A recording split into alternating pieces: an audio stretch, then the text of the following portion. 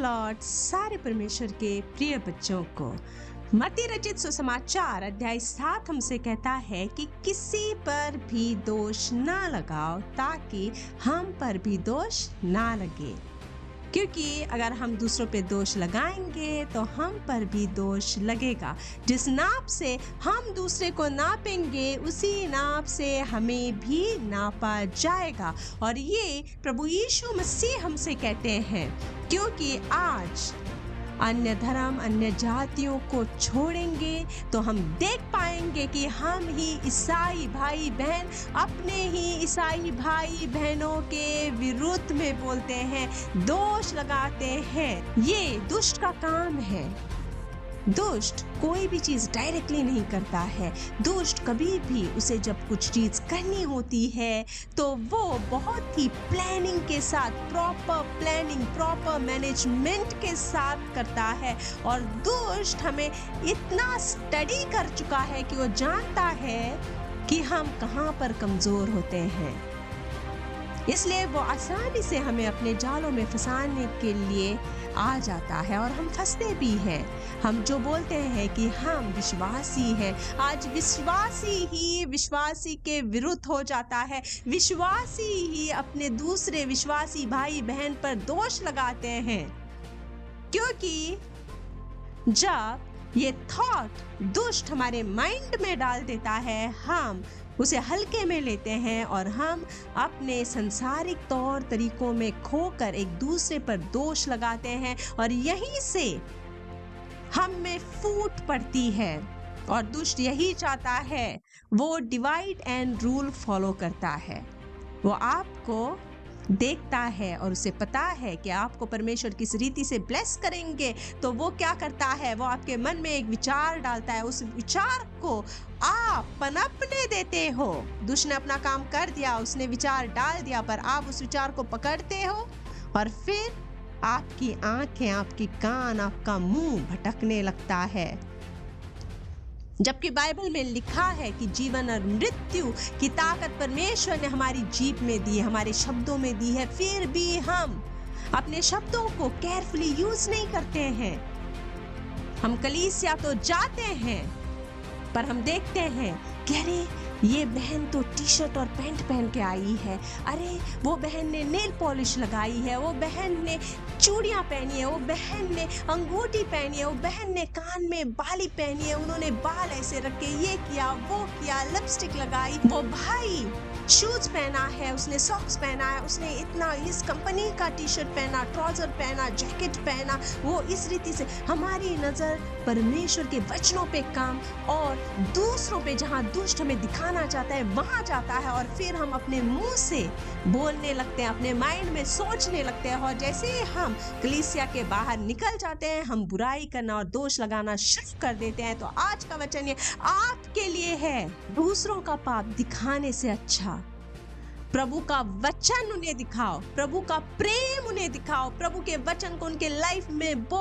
अगर आपको प्रभु का वचन इतना पता है, आपको प्रभु ने ब्लेस किया है, वचन की नॉलेज आप पे दी है, आपको प्रकाशन दिया है, तो उस प्रकाशन को दूसरों के साथ बांटो, ताकि जिस रीति से आप बचाए गए हैं उसी रीति से आपके भाई बहन बचाए जाएं। और तब प्रभु आप पर नाज करेंगे, प्रभु आपको और ब्लेस करेंगे। जो भाई बहन को पता नहीं है, जिस तरह से मुझे भी पता नहीं था, एक समय पर मुझे भी वचन की कोई नॉलेज नहीं थी, पर मैं प्रभु का आज धन्यवाद करती हूँ। और इसीलिए जो आनंद और खुशी और जो शांति मैंने प्रभु से पाई है, वही शांति, प्रेम और आनंद मैं आप लोगों के साथ बांट रही हूँ, ताकि वो आप भी अनुभव करें, आप भी अपने दुखों से, अपने आंसुओं से पीछे होकर आनंद और खुशी और हंसी और मुस्कुराहट से आगे बढ़ें। जब आप ऐसे भाई बहन के सामने आते हैं तो उन्हें उनके पाप, अरे तुम तो ये कर रहे हो, तुम तो प्रार्थना में नहीं बैठते हो, तुम तो ऐसे बोलते हो, तुम तो मोबाइल देखते हो, तुम तो फास्टिंग नहीं करते हो, तुम तो जीन्स पहनते हो, तुम तो टी शर्ट पहनते हो, तुम तो ये करते हो वो करते हो, ऐसे नहीं करो, तुम ये पाप करते हो वो पाप करते हो। नहीं, इससे अच्छा प्रभु का प्रेम, प्रभु के वचन उनके हृदयों में बो और उनसे कहो कि एक टाइम पे मैं भी आपकी तरह पाप भी था, मैं भी पापों में गिरा हुआ था, मैं भी पापों में एकदम डूब चुका था, पापों की गंदगी पूरे मेरे ऊपर लग चुकी थी। पर वो सामर्थी परमेश्वर है, हमारा पिता है, जो ऐसे बाहें फैलाकर आपको बुला रहा है, जिसके पास मैं गया और उन्होंने अपने लहू से मुझे धोकर मेरे सारे पापों और अधर्मों से मुझे साफ और शुद्ध किया। वो सामर्थी परमेश्वर आपका भी इंतजार कर रहा है, वो बाहें खोलकर आपका वेलकम कर रहा है। उसके पास आओ और वो आपको आपके पापों से, आपके अपराधों से आपको छुड़ाएगा, साफ और शुद्ध करेगा, ताकि आप हिम से भी अधिक श्वेत बनोगे। वो है हमारा पिता। ऐसा वचन उनके लाइफ में वो, ना कि दोष निकालो, क्योंकि अगर दोष निकालोगे तो आप दुष्ट का काम कर रहे हो। यूहन्ना रचित सुसमाचार अध्याय 8 में प्रभु यीशु मसीह हमें एक बहुत ही बेहतरीन एग्जाम्पल देते हैं। कुछ फरीसी और सदूकियों को एक स्त्री मिलती है व्यभिचार करते हुए। वो उन्हें पकड़ के प्रभु यीशु मसीह के सामने लेकर आते हैं और कहते हैं कि व्यवस्था में लिखा है कि ऐसी स्त्री पर पथराव करना चाहिए, क्योंकि ये पाप करती हुई पकड़ी गई है। प्रभु यीशु मसीह क्या करते हैं? जमीन पर बैठ कर लिखने लगते हैं, खड़े होते हैं, उनसे देखते हैं, बोलते हैं, आप में से जिसने भी कोई पाप नहीं किया हो वो पहले आए और पहला पथराव वो करे।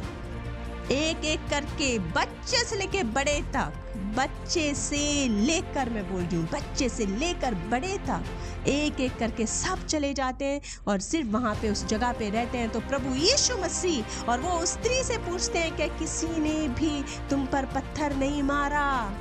वो कहती है, नहीं प्रभु। तो प्रभु यीशु मसीह कहते हैं कि मैं भी तुम पर दंड की आज्ञा नहीं देता हूँ, जा, मैंने तुझे माफ किया और आगे से पाप नहीं करना। ये महान परमेश्वर अगर हमारे अपराधों को, हमारे बड़े से बड़े पापों को क्षमा करता है अपनी प्रेम में, तो हम जो दावा करते हैं कि हम उस प्रभु यीशु मसीह के बेटे बेटियां हैं, उसके स्वर्ग राज्य के वारिस हैं, तो हम अपने भाई बहनों को क्यों नहीं क्षमा कर पा रहे हैं? 1 कुरिन्थियों अध्याय 12, रोमियो अध्याय 12 यही कहते हैं कि हम सब मसीह में एक देह है। प्रभु यीशु मसीह वो देह है, हम उस देह के अंग हैं। पौलुस अच्छी से लिखता है कि अगर एक देह में सिर्फ कान ही हो तो देखेगा कौन? अगर मुंह ही हो तो सुनेगा कौन? इसलिए अलग अलग बॉडी पार्ट्स, उस बॉडी, एक बॉडी के अलग अलग बॉडी पार्ट्स होना बहुत जरूरी है, ताकि वो बॉडी अच्छे से फंक्शन कर सके।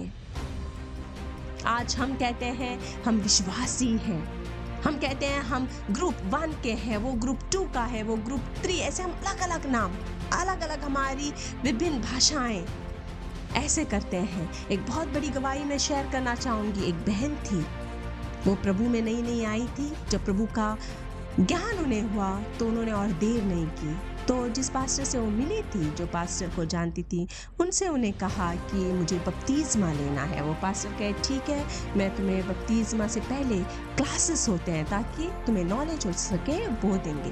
पर उस पास्टर का 1 महीने तक कोई भी अता पता नहीं होता है। तो सिस्टर जिस कलीसिया में थी, जिस कलीसिया में वो जाती थी, वहाँ के पास्टर को बताती है, और वो पास्टर, क्योंकि वो अपने कलीसिया के मेंबर थी, वो पूरा अरेंजमेंट करते हैं। वो सिस्टर वो क्लासेस अटेंड करती है, फिर वो बपतिस्मा लेती है।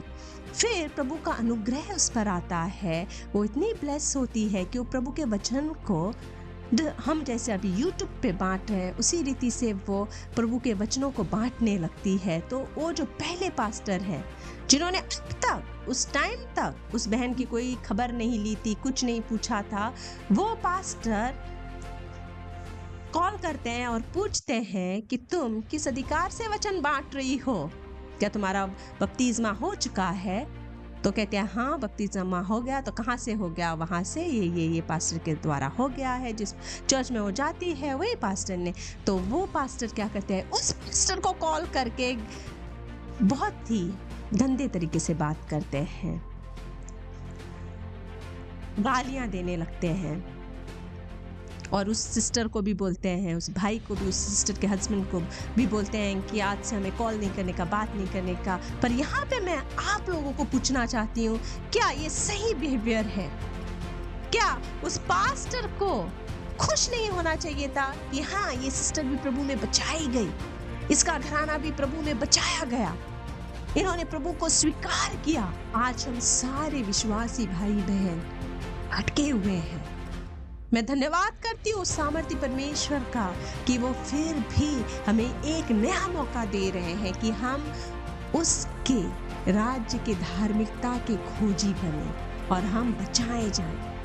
पर इसलिए हमें भी अपना मन फिराव करना पड़ेगा, हमें अपने पापों से मुंह फेरना पड़ेगा। तो तीमुथियुस अध्याय 2 वाक्य 24 कहता है, प्रभु के दास को झगड़ालू नहीं होना चाहिए, पर वह सबके साथ कोमल और शिक्षा में निपुण और सहनशील हो। वह विरोधियों को नम्रता से समझाएं। क्या जाने परमेश्वर उन्हें मन फिराव का मन दे कि वे भी सत्य को पहचाने और इसके द्वारा उसकी इच्छा पूरी करने के लिए सचेत होकर शैतान के फंदे से छूट जाएं। ये वचन हम सभियों के लिए है, क्योंकि हम सब उस महान परमेश्वर के दास हैं। हम सब, जो कोई उस पर विश्वास करता है। पर प्रभु हमें दास नहीं कहता है, प्रभु हमें अपने बेटे बेटियां कहता है। तो ये वचन हमारे लिए, क्योंकि हम परमेश्वर के बेटे बेटियां हैं। तो परमेश्वर हमसे अनंत प्रेम करते हैं, उनके बेटे बेटी का स्वभाव कैसा होना चाहिए? दूसरों पे दोष लगाने वाला, झगड़ा करने वाला नहीं। यहाँ पे हमें प्रेम से, संयम के साथ, जब कोई विरोधी आता है, जब कोई गलत चीज होती है, क्योंकि हम सब मनुष्य हैं और गलतियां हमसे होती है, क्योंकि कोई भी परफेक्ट नहीं है, कोई भी नहीं। इस संसार में हम इम्परफेक्ट है, पर जब हम प्रभु यीशु मसीह को पाते हैं तो हमें पवित्र आत्मा मिलता है और वो हमें गाइड करता है, हमारे पैरों को सही रास्ते में वो चलाता है, अच्छी बुद्धि से हमें ब्लेस करता है। इसलिए हमें संयम रखना है, अपने विरोधियों को नम्रता से और प्रेम से समझाना है, परमेश्वर के वचन को बोलना है, क्योंकि उनके लाइफ में काम करने वाला आप नहीं, पर आपके वचनों के द्वारा वो परमेश्वर, सामर्थी परमेश्वर काम करेंगे। और क्या पता, वो जो दुष्ट के जालों में फंसे हुए हैं, आपके भाई, आपकी बहन, उन्हें उस दुष्ट के जालों से परमेश्वर छुड़ा ले। हालेलुया। रचित सुसमाचार अध्याय 5 वर्ष नंबर 9 में परमेश्वर प्रभु यीशु मसीह हमसे कहते हैं कि धन्य वो लोग हैं जो मेल करने में विश्वास करते हैं, वो मेल मिलाप करते हैं, क्योंकि वो परमेश्वर के पुत्र ठहरेंगे।